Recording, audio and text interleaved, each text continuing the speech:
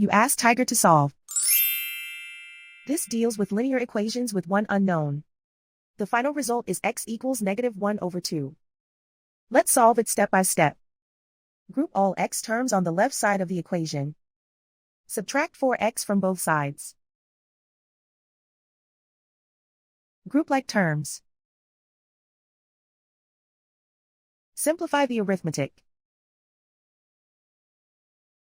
Group like terms.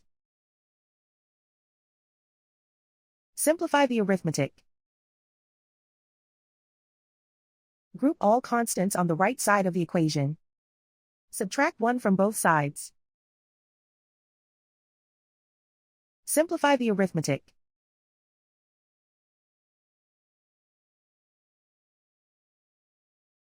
Isolate the x. Divide both sides by -8. Cancel out the negatives. Simplify the fraction.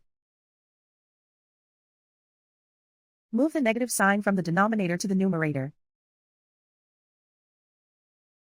Find the greatest common factor of the numerator and denominator.